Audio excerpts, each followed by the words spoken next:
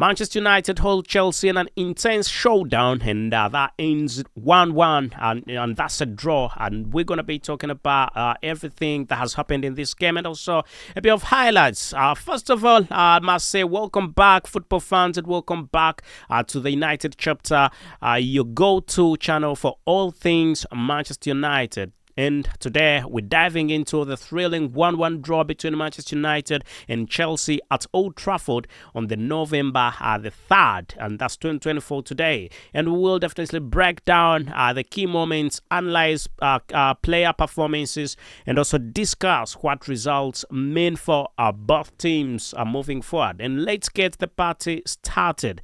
First up, my name is Abu KALS, and let's talk about the match overview. And heading into the match, both teams were definitely under significant pressure, and Manchester United, under the interim manager Ruud van Nistelrooy, was definitely eager to secure a win after a series of disappointing results. And Chelsea, managed by Enzo Maresca, aimed to solidify their position in the top four, and they definitely did not get that. The stage was set for an intense Premier League showdown, an intense clash, and it definitely did not go on quite well for Chelsea, and neither didn't go on very well for Manchester United. But must say 1 point each.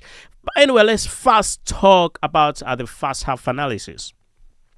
The first half definitely was a tactical battle with both teams focusing on maintaining defensive solidarity, and Manchester United had a notable chance when Marcus Rashford's volley struck the crossbar just before halftime, and Chelsea's Noni Madueke and Levi Colwill also had early opportunities but failed to convert. So the half ended goalless, with both sides showing glimpses of attacking intent but lacking the clinical edge and lacking that clinical finishing.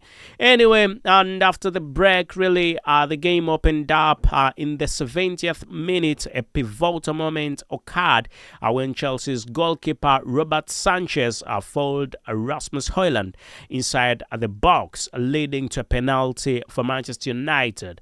And Bruno Fernandes stepped up and definitely calmly converted, giving Manchester United a 1-0 lead. And I must say that was a point where everybody was very happy. Every Manchester United fan definitely thought those were 3 points for the United team. However, Chelsea responded swiftly. Just 4 minutes later, Moises Caicedo unleashed a stunning volley from the edge of the area, leaving the score at 1-1, and both teams pushed for a winner in the closing stages, with Alejandro Garnacho coming close for Manchester United, but the match definitely ended up in a draw. Anyway, let's talk about player performances, ladies and gentlemen. Let's delve straight into some individual performances, and first up, let's talk about Bruno Fernandes. As the captain, Manchester United led by example.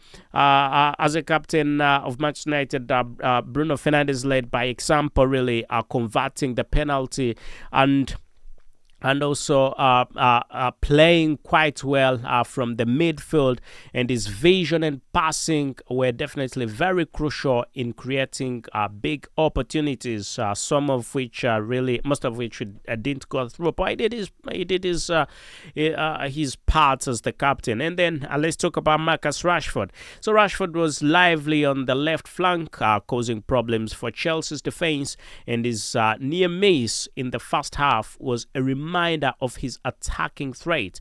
And having talked about him, let's talk about Andre Onana, the goalkeeper for Manchester United. And United's goalkeeper definitely a mixed performance, while he made some important saves. Questions remain about his command on the area, particularly during set pieces. Let's talk about, having talked about Manchester United, let's talk a little bit about Moises Caicedo. Caicedo. And for Chelsea, really, Moises Caicedo was an outstanding football player, and his equalizing goal was a moment of brilliancy, and definitely was instrumental in breaking up United's play in the midfield. So Robert Sanchez, despite conceding that penalty, Sanchez made several key saves to keep Chelsea in the game, and his distribution from the back was also noteworthy. You definitely could see that he was doing on quite well. Let's talk about tactical insights, and from a tactical perspective, both managers set up their teams to control their midfield, and I must say Manchester United's use of double pivot with the use of a double pivot with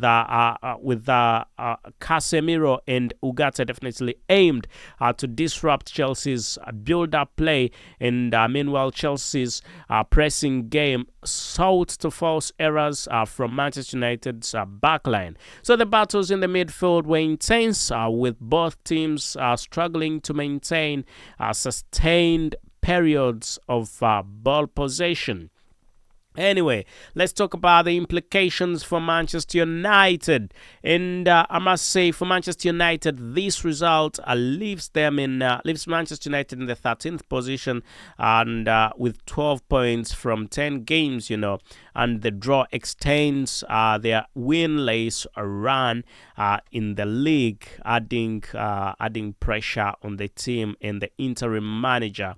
And really, Ruud van Nistelrooy, I think, is a very good manager. I think he's playing attacking football. He's looking for goals every time. He wants that attacking football to go on. And I must say, Erik ten Hag, when you compare, at this moment in time, when you compare Ruud van Nistelrooy and Erik ten Hag, I think I would prefer Ruud van Nistelrooy to be Manchester United's manager. But having talked about that, we definitely know that there is Manchester United has already signed a new manager, and we're talking about Ruben Amorim.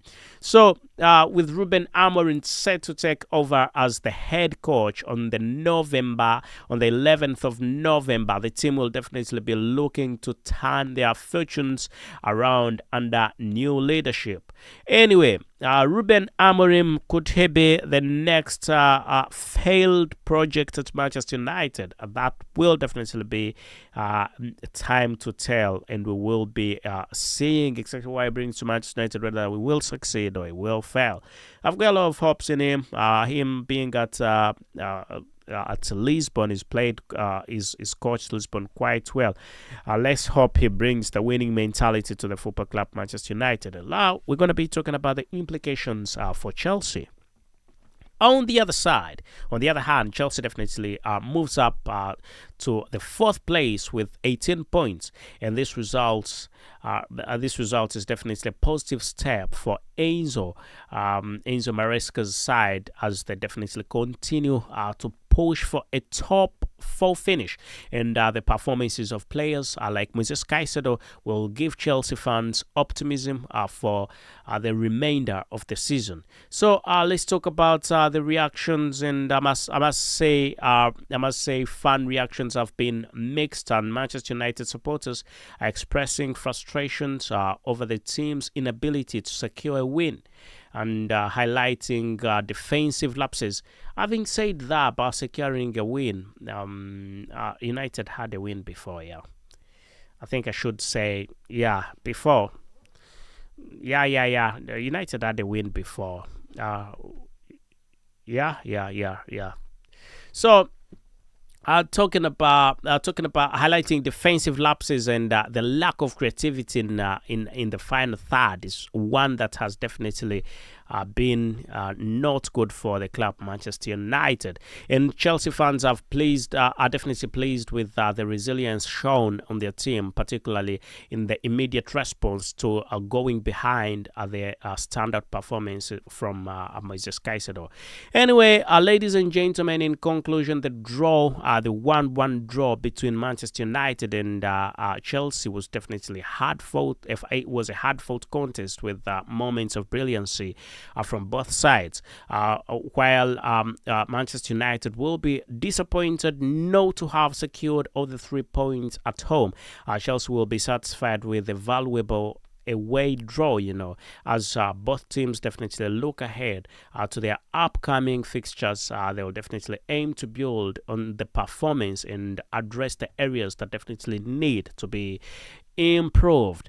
And thank you for tuning in to the United chapter. If you enjoyed this analysis, please give us a thumbs up and also subscribe to the channel and hit that notification bell so that you never miss the update and never miss any update that comes, and share your thoughts on the match in the comment section below. And until next time, stay passionate and stay tuned. I remain Abu KALS, and this is the United chapter. Thank you and goodbye for now.